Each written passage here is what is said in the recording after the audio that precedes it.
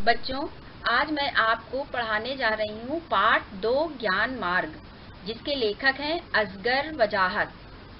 बच्चों, जैसा कि आप जानते ही हैं, प्राचीन काल में भारत में गुरुकुल प्रथा थी। गुरुकुल में रहकर पढ़ाई पूरी करनी होती थी। वहाँ शिष्यों को सभी तरह की शिक्षा दी जाती थी। गुरुजी शिष्यों की रुचि और क्षमता के अनुसार उन्हें ज्ञान देते थे। शिक्षा पूरी होने पर ही शिष्य को घर लौटने की अनुमति दी जाती थी। आज आप जो पाठ पढ़ेंगे वो एक एकांकी है। ये गुरुकुल के 3 राजकुमार शिष्यों के जीवन की एक घटना है। पहले मैं आपको इसका सारांश बता दे रही हूँ, इसे सुनिए। पाठ का सारांश कुछ इस प्रकार है। एक गुरुकुल से 3 राजकुमार अभिनव, पुरातन और संस्कार अपनी पढ़ाई पूरी करके लौट रहे थे। रास्ते में उनमें आपस में बहस छिड़ गई कि सबसे बड़ा ज्ञानी कौन है। तीनों स्वयं को एक दूसरे से बड़ा ज्ञानी सिद्ध करने के फेर में ऐसा काम कर बैठते हैं कि उन्हें अपनी जान बचानी पड़ जाती है। तब उनके गुरु उनके द्वारा किए मूर्खतापूर्ण कार्य से उनको बचाते हैं और समझाते हैं कि जिस ज्ञान से स्वयं या दूसरों को नुकसान पहुँचे वो ज्ञान नहीं, अज्ञान है। ज्ञान सबकी भलाई के लिए होता है। अंत में वे तीनों भी इस बात को मान लेते हैं। बच्चों, अब पाठ प्रवेश में देखिए। एक गुरुकुल से 3 शिष्य विदा हुए। अभी वे रास्ते में ही थे कि उनमें इस बात को लेकर बहस छिड़ गई कि तीनों में से सबसे अधिक ज्ञानी कौन है। अपने अपने ज्ञान की परीक्षा करने के लिए उन्होंने एक ऐसा निराला कारनामा कर दिखाया कि उनकी जान पर ही आ बनी।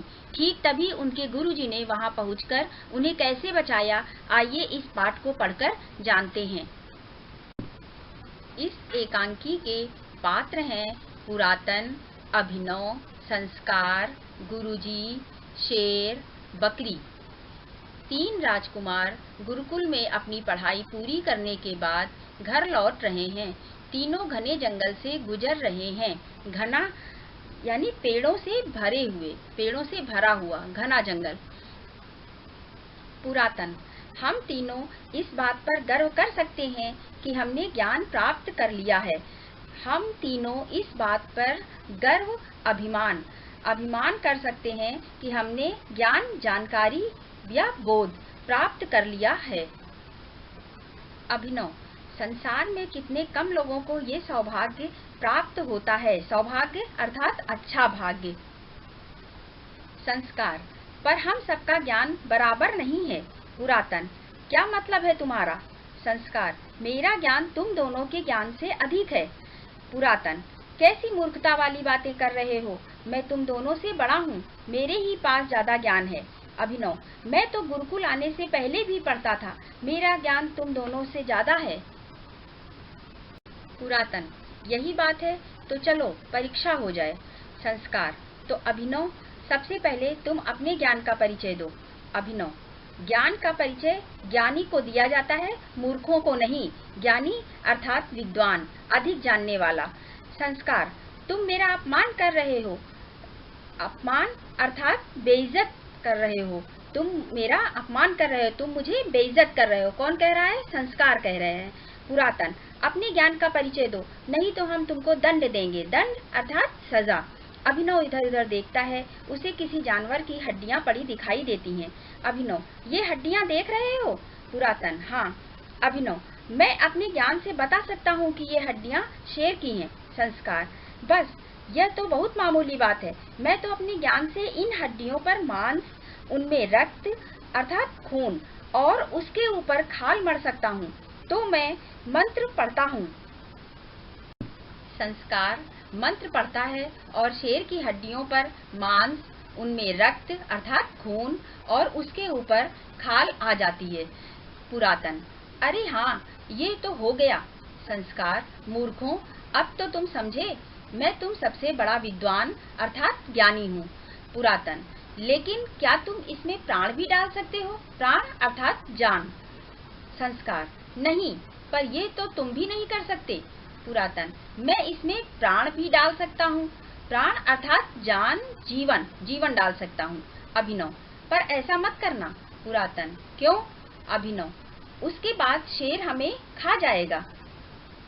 पुरातन, पर मुझे तो सिद्ध करना है कि मैं तुम दोनों से अधिक ज्ञानी हूँ।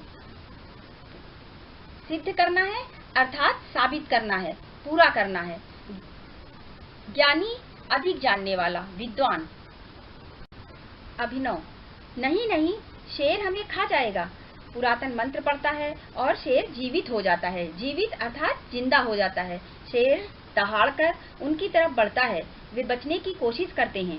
अभिनव, अब हम बच नहीं सकते। संस्कार, शेर हमें खा ही जाएगा। अभिनव, अरे वो देखो, वो कौन आ रहा है। संस्कार, अरे वे तो गुरुजी हैं। गुरुजी पास आ जाते हैं। अभिनव, गुरुजी, हम लोग संकट में पड़ गए हैं।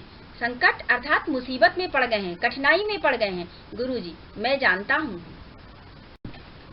पुरातन, गुरुजी, हमारी जान बचाइए।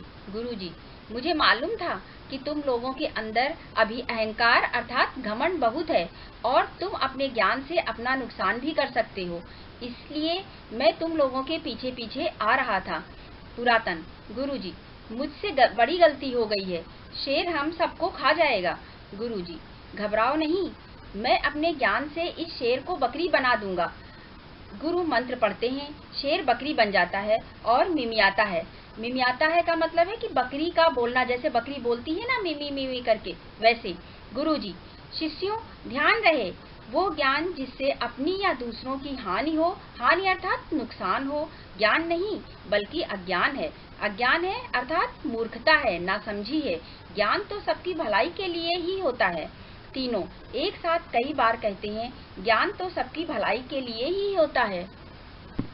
लेखक इस कहानी के माध्यम से ये बताना चाहते हैं कि सभी को अपने ज्ञान का उपयोग सही दिशा में करना चाहिए। दूसरों की भलाई के लिए उपयोग किया गया ज्ञान ही सही अर्थों में सच्चा ज्ञान है।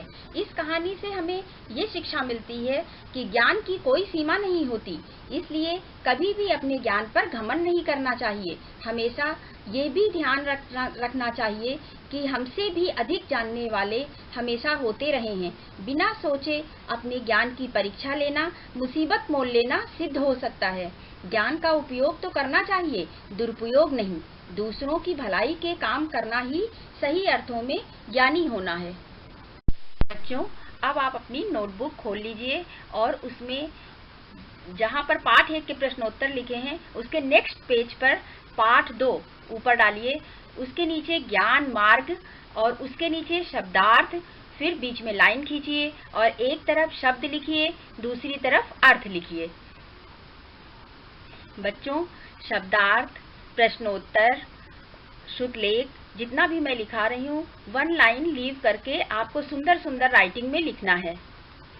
शब्द है घना, अर्थ पेड़ों से भरा गहरा, ज्ञान जानकारी या बोध, सौभाग्य अच्छा भाग्य, गर्व अभिमान, ज्ञानी विद्वान अधिक जानने वाला, अपमान बेइज्जत, दंड सजा, रक्त खून, प्राण जान जीवन।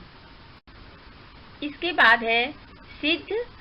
सिद्ध का अर्थ है साबित करना, जीवित जिंदा, संकट मुसीबत कठिनाई, अहंकार घमंड, अज्ञान मूर्खता नासमझी, हानि नुकसान।